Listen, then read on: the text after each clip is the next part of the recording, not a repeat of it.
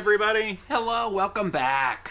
It feels like it's been so long since we filmed one of these, and it's been like 4 months. Yes, but 4 months, remember, was 45 years ago. Oh my god. Because I'm just making up time now, since time is an artificial construct. Yeah, we're all just making it up as we go. So, today we are talking about a Super Nintendo game that Russ picked. I did pick, yes. Regretfully so. Yes, spoilers. So we will go ahead and start off.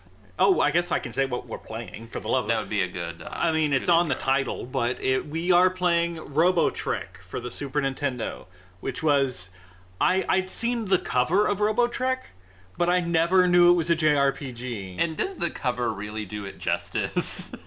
No. But let's go ahead and begin with personal history.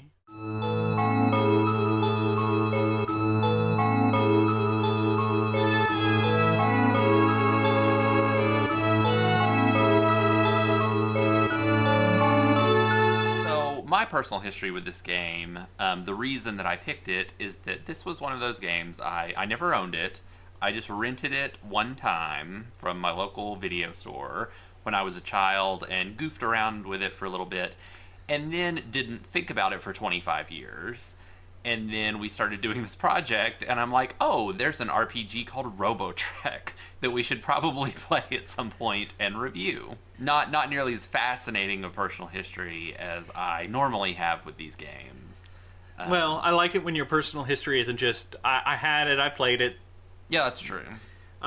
So as is normal, or as is common, I should say, I don't have any personal history with this game. So I did a little research here, and in Japan the game was known as Slapstick. Slapstick, yes. Robotrek was developed by Quint, which was a publisher that made a lot of notable games, and then this.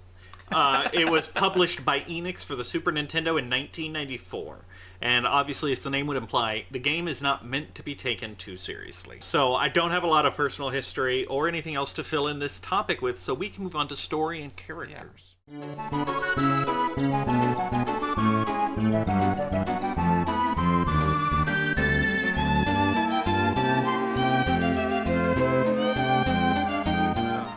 I wish I had a piece of paper to pop. It always feels better. Can you grab me a sheet of paper from that container over there? It always feels better when I can pop the paper before reading my synopsis. Thank you. Now... in Theater of the Mind, everybody at home can pretend this blank piece of paper is an actual piece of paper with my review on it, and not that my review is digitized. So, your hero wants to be the very best, like no one ever was. To build robots is his real quest, to train them is his cause. In a world full of armies of hackers, you, the son of a famous inventor, must invent and maintain robots in order to save the world. Your goal is to actually gather a set of mystical stones of great power before the evil hacker army can do it. Only, that's what your dad was trying to do and he wasn't real good at it, because you're going to beat him to it. That synopsis sounds like a very different game than what we played. This game gets real weird, because it starts out as Pokemon but with robots. Right. Then it becomes a time travel game. And then it becomes a transplanetary game with aliens. Yeah. Like, the game just keeps trying to one-up itself in weirdness. Yeah. And I'm going to start doing something with this game that I haven't done before, but I'm going to do it moving forward in this section. So, one of the things I almost always do for a game that we're going to review on Home on the RNG is I go to a website called How Long to Beat. Okay. So that I can get an idea of the investment I'm about to make. Do they take into consideration speed running on How Long to Beat? They don't. Okay. But for those of you who aren't familiar with How Long to Beat, I'll try and be real fast about this. They break it down into 3 categories. Okay. One, and I can't remember the exact names they use, so I'm not going to try. But the first category is basically if you were just to sit down and like your goal was just to beat this game. Not speedrunning style with glitches and whatnot, right. But like I am going from A to B and done. Right. They list the app, people report their run times and they average them together and they give how long that is. Then there's main game plus extras. this is where I generally fall, where, yeah, I'll do most of the side quests, but at a certain point, I'm just going to beat the game. Okay, right. And then right. there's the completionist run. Okay. So each game has 3 categories, and sometimes that completionist run is like, main story, 30 hours. Completionist run, 150 hours. Yeah. So what I do is I'm kind of doing an average of main game and main game plus extras. Yeah. So I'm kind of giving my own average, but this game is about 29 and a half hours. Okay.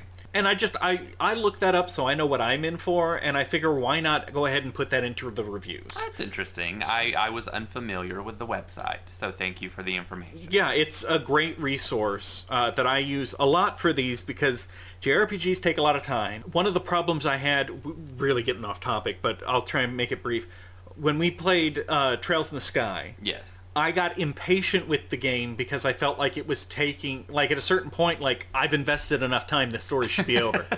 And that's not fair to the game. Yeah. If I had known going into it the length, I would have been better prepared for the I length. see. Because I do get a little antsy when I'm playing games for review purposes, because like I got to get to the next one. Yeah. Like so, I'm going to start including that in You story didn't and want to characters. hear the whole saga of Sammy the Maid I do. in Trails. So back to Robotrek though. Yeah.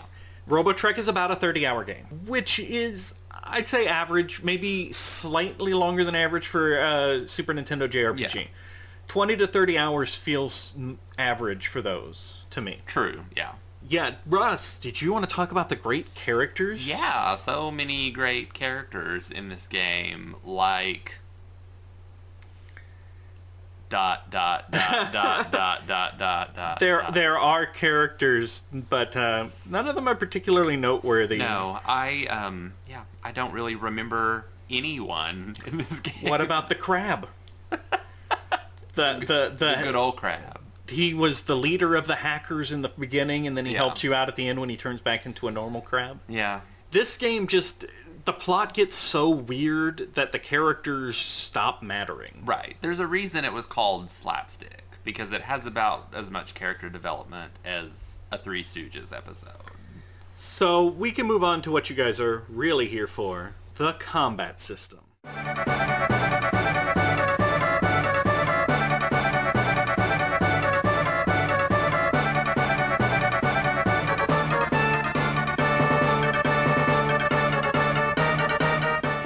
And what a combat system it is. I called it Pokemon but for robots because your character never combats. Right.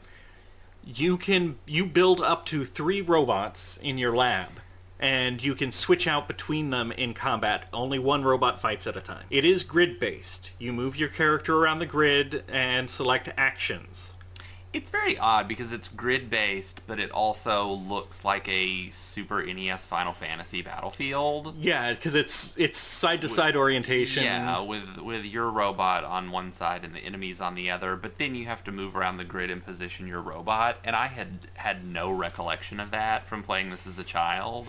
So when I first got into my first battle, I'm like, what is even happening? Why can't I hit the enemies? What have I gotten myself into? What is happening was the same response I had. Because there's also treasure chests at the start of battles randomly placed on the Yeah. field, and if you can hit them with a melee weapon, then you open the chest, and sometimes it's something good, like a big experience boost, or leveling up everything equipped on your robot. Yeah. Other times, it'll damage you. Yeah. I had one that one shot killed me once. Oh, wow. The battles also start off with a bonus timer. When the timer runs out, the treasure chests all disappear. Yeah. And the timer's real short. Very, very short, to the point that I never even bothered with the treasure chests after just... Well, once I around learned with that it. a thing that can happen is leveling up everything equipped to your robot, I could not ignore the treasure chest because Oh. that's too useful. Yeah. So if you can beat the battle while there's time left on that timer, you also get bonus XP, which is actually called MB in this, because it's megabytes for your robot. Megabytes. Your character levels up at certain megabyte values, and then you can turn those megabyte values into points to level up your robot. Which is all very true and very broken. So the way that I got through this game, in terms of the battle system, because it was not what one would traditionally call fun. And I have made Jeff choke on his water for some reason by saying that. Because the way you phrase, very accurate. I just didn't want to spray water all over everything, and that's almost. You made me do a spit take almost. That was. Go ahead. Yeah, it is not what one would traditionally it's not what call one would fun. traditionally call fun. Yeah, I agree. So, I love my speed runs. So I watched a large majority of a speed run for Robotrek and figured out the secret to winning every non-boss battle in the entire game is that you can set your robot to macros, basically. Because your robot has like a melee attack and a gun attack, and you can... Well, it depends on what you equip them with. What you equip them with, absolutely.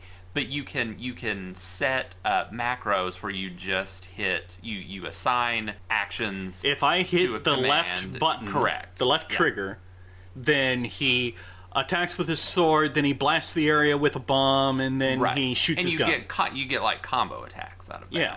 So the key to doing it is there's one particular series that you can set up that just no matter where you are on the battlefield, so it ignores all the grid-based stuff, and you just automatically go and do a giant melee attack to all the enemies on the screen. And if you pour all of your points into power, then it will just instantly kill every enemy that is on the screen. You can reduce yourself down to 1 HP and just pour all of your points into power and just get an instant kill in every single battle. I didn't quite min-max myself like that. That is how I got through the game. I had to struggle. You just have to respec yourself, because that's the thing. You can take points in and out of all your robot stats as needed at your little workshop. So you run through the whole game with everything poured into power and having 1 HP. Then you get to a boss and you just have to respec your robot so that you actually do have some HP and some survivability. And then you defeat that boss, and then you go back to having 1 HP and all of the power. So, which makes the game quite broken. Yeah, sounds like it. But it is also very convenient to get through this slapstick game to experience the story. And to be able to talk about it in a review. So if you aren't breaking the game, though, like Final Fantasy Adventure, certain enemies are weak to certain weapons, although it seems like an axe works against almost everything. You know what they're also weak to? The super attack, just pouring all of your points into power and using literally anything. No, I was playing through going, oh, it's these guys, use the gun on these guys. Oh, it's these guys, use the bombs on these guys. Combat actually gets a lot better if you're not playing Russ's style. When you learn that there are shortcut commands. LR and X just use different attacks that are equipped to your robot. Right. Without you having to go, all right, go to the attack menu, go down to bomb, use this bomb, just hit L. You know, which was actually pretty nice. It made the combats much more endurable. I will say that I did like that system. Phantasy Star 4 also has a macro system where you can set all of your commands to all of your characters, and then you can just hit, Phantasy Star 2 required that system. True. Phantasy Star 4 actually made it good, though. Let's see, I've got one last... Oh, no, I've got 2 more notes about the combat system. So enemies can just teleport or swap places with each other as like a free action. Mm-hmm. At any point during any combat, enemies will just swap places with each other, which kind of sucks when you're trying to build a strategy for the most efficient way to clear out a battlefield. Right. And then different types of attack take different time to recover a charge from. And you can only take your turn when you're at a full charge. Right. Your map clearing macro, if it didn't kill everything on the screen, you'd just be sitting there forever. You would be a sitting duck, absolutely. Yeah. But combat is complicated and not fun, really. And as Russ points out, easily breakable. Very easily breakable, which I actually enjoy a breakable battle system. Well, sure, because that way you can focus on the story. Right, which was so amazing that we spent so much time covering it. The story's just, it really is like they were in a meeting trying to one-up each other. Right.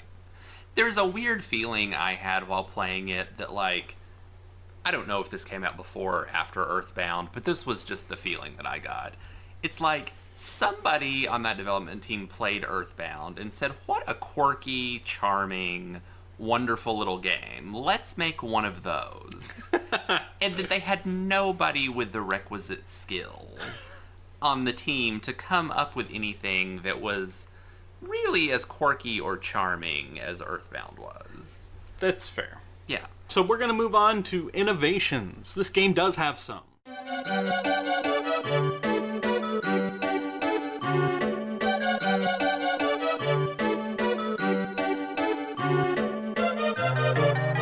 One thing this game does right, because this game does a couple of things right. I always love it when there are hidden objects throughout the world. Because it gives your character, it gives you an excuse to examine that dresser. Good for you, I suppose. I always like that in a game. It encourages me to investigate everything. There are hidden objects. And this game actually does a nice little touch to it. Whenever you're examining random objects, your character pulls out a magnifying glass to look at it. It's a cute little animation, like, oh, okay, that's a nice touch. That's cute, yeah. What I didn't like about the find things in dressers is that some of the hidden items are just also on random squares on the map. And that's what drives me insane. Yeah, no, that I'm not Which okay with. I did not realize about this game until I watched that speedrun of it, which of course the speedrunners are going to know exactly which square, what items they need. I didn't know about it until now. Yeah. So there are just random squares in towns and on battlefields and things that will just have like 1,000 money just like laying there. Yeah, not a fan of that. You just have to know. No, I like it when there's objects. Like, look in this jar. Right. I actually don't like it, to get off on that tangent a little bit. I actually don't like it because I remember playing Golden Sun, and Golden Sun has that, but it's really, really scarce. Like, it's not like not a lot of the barrels or whatever are going to have things in them. And you can enter a room in Golden Sun, and there can be like 30 barrels, and one barrel is going to have something inside of it, and it actually drives me crazy. So good for you. Good for you for finding that as a likable thing in this game, but I just don't. So you have a robot building machine that you have access to. Yes, that looks like a Famicom controller. And there are two little gnomes that live inside the machine. Then they come out to build the robots for you, and I just think that's weird. What do those gnomes do? Yeah, it is weird. They, it's kind of like you have them tied up in the basement until it's time to build a robot. So the next thing is, this game does something I like, but then used it to do the thing I hated the most about this game. When you level up, you get automatic access to your lab. Right. No matter where you are. In the middle of a dungeon, when you level up, you can actually use your lab. Right. Which is cool. Like, let me respec my robot, let me level up my robot a little bit. That's fun. You can use it to heal your robot or combine items. It's a nice touch. Except, in the very first dungeon, you are trapped in the dungeon. Once you go in, you cannot get out until you find a rusty drill and you combine it with a clean item. You can only do a combination on the level up screen. Okay, I see, yeah. And if you don't know that that's what you need to do, you will end up accidentally grinding a lot. And by the time you kind of figure out what you're doing, you have to wait until your next level up to do it, to get a clean drill to progress through the dungeon. And again, there's no way out. Yeah. This is the first dungeon, and you dead end unless you know to combine a rusty drill with a clean item, which is generally a healing item for the robot. Yeah, that is true. I hadn't thought about that, but that is, yeah, sounds like this is a thing that happened to you. I put in a cheat code once I realized this game was not what one would traditionally call fun. Yeah. I put in a cheat code to get to level 99 so I could just blaze through this game. And you criticize me for using my all-out attack every single time. No, I'm not criticizing you. I didn't think of it. Instead, I went to level 99 and maxed my character out. Problem is, I was at level 99 in that dungeon, which meant I couldn't level up. Which meant I had to start the whole game over again. Yeah, that... because I couldn't level up. I could put a bad taste in your mouth about Slapstick. Oh, a nice touch, though. Because this game has some nice little incidentals. It doesn't do any of the big stuff right. But it does a lot of little tiny things right. Like, when you walk through a puddle, or walk through mud, or walk through a narrow passageway, your walking speed changes and the sound effects change, which is just nice little environmental touches. Nice little environmental touches or annoyances that it slows you down. I can see that if you've already decided to hate the game. Like, I just want to get through this. But I like the change. I feel like these are things I didn't already hate the game, but these are the things that built up over time. The game does have visible encounters, but only technically. Yeah. They are technically visible encounters, but very, very, very often the enemies surprise you. They pop up one block in front of you, and yeah, it was a visible encounter, but there was no way to avoid it. Yeah. But it's a little Chrono Trigger-esque in that, like, the ones that pop up in front of you are in pre-programmed spots to pop up in front of you. So it's not what you would normally call random encounters. I am kind of angry at you now for invoking Chrono Trigger to compare to this game in any way, shape, or form. I was just trying to explain for the audience at home exactly how enemy encounters work. Yes. It is not like Chrono Trigger in any way, except it has... Chrono Trigger or Robotrek. Except they're basically indistinguishable. There is a time travel plot, and there are robots. Oh God! Now I'm just worried. Somebody played Chrono Trigger and went, we could make that. Let's make one of those. You can save in most places by using an item in your inventory, which can transmit through time and space, which is pretty impressive. I like games that don't use save spots. So that was a nice touch that I liked. That is the one thing that I will give you that was a good innovation of this game, since that was not the norm of 1994. That's all I've got for innovations. Did I miss anything that you wanted to address? No, you definitely didn't miss anything. You found the one innovation. And you listed everything annoying about this game. So innovations can be annoying. Innovations can be annoying, that's true. So we're going to move on to the music section, where Russ and I are going to try something a little different. Yeah.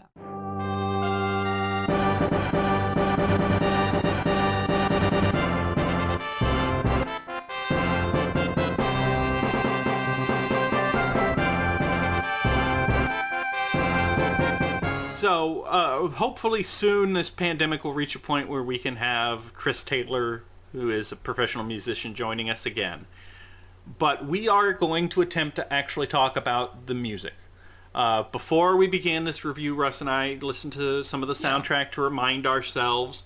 But we will start with what we generally start with, where Russ reads the name of the Japanese composer, so I don't have to. So the composer of this game was Ayako Yoda. Oh, a female composer. Yeah, based on everything I could find, and I dug, this was the only game she ever composed music for. Okay. I can't find any other information about her as a human being. Well, okay, that's fine. Let's just pretend that we know that she had a wonderful life. Not that she's dead necessarily. I'm sure she had a wonderful life. But that she's had a wonderful life and that she's rich and happy. That's the story of Ayaka Yoda. Yeah, I want to believe that, because as critical as I have been of this game through the whole review, I liked the music. I thought the music was fitting for what it was. Well, I kind of agree with you. Here's the thing. So the opening theme of the game is very whimsical. Mm-hmm. It is very boom, boom, boom, boom, like Calliope circus, like a good time is coming. And the game utterly fails to meet that promise. This game is not whimsical. It tries to be. It heard of whimsy, but it never quite gets to whimsy. Now, the music itself is fine. The music is fairly standard light JRPG music, like mostly upbeat, occasionally creepy. It's very synthetic sounding though, which I think is a design choice because guess what else is synthetic? A robot. Exactly. So I think the synthetics was a conscious choice. Playing this music and listening to this music just now isolated from this game, it was delightful music, I thought. The music itself is fine. The game doesn't quite match the music. Yeah. So good job, Ayako-san. You were too good for this game. You were too good for this game. Absolutely. But like the battle theme and even the enemies theme, it's all very acceptable. Like, it's not outstanding, but it is very acceptable. The synthetic theme does match the world. So, there, I feel like we actually talked about music. Yeah, I liked it. Which means we get to move on to our final thoughts.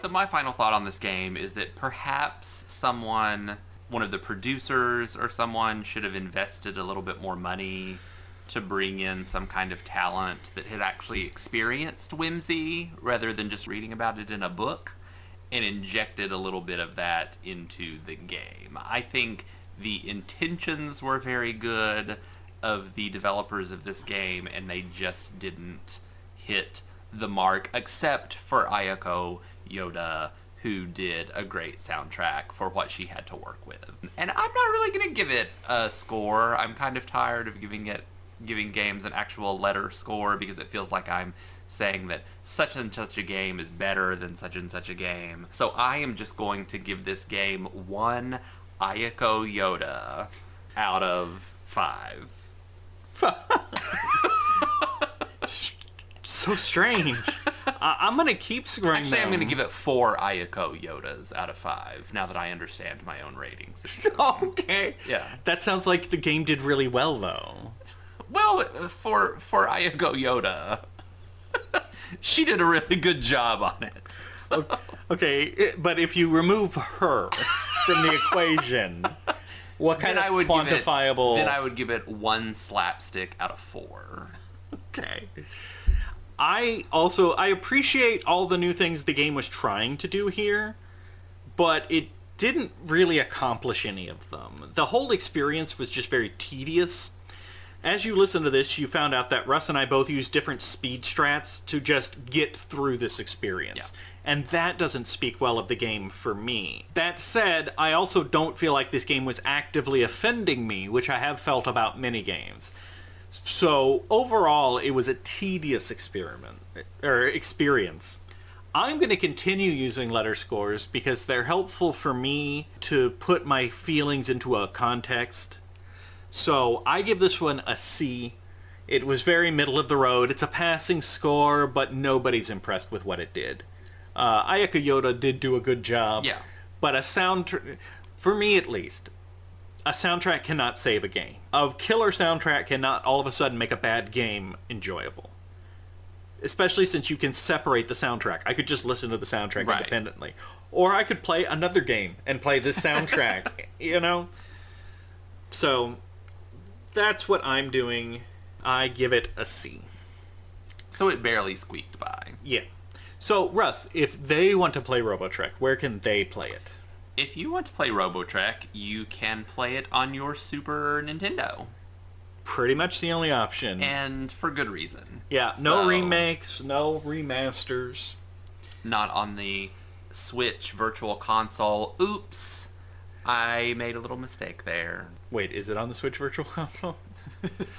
That was a joke about the, quote, Switch Virtual Console. Oh, I've never even gotten into it. I don't know. We're going to have this conversation offline. I don't know anything about the...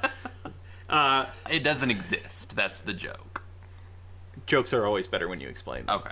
So, Russ picked this game, although we are quickly reaching a point where the alternating, where I pick one, Russ pick one, or I pick one, the system broke down. So moving forward, it's not... Even at this point, I don't think we can remember who picked what at a certain point. Unless it's a game I never heard of, then I know Russ picked it. So the next game we will be picking, one of us picked Final Fantasy Legend 3. The final Final Fantasy Legend. The Final Fantasy Legend, yes. So we will see you then. Home on the RNG is a presentation of Mad Centaur Productions. You can find Jeff on youtube.com/Centaur Productions or on Twitter @JeffCentaur. You can find Russ on Twitter @RussMac25. Thank you for listening, and remember, it's dangerous to go alone. Take this podcast with you.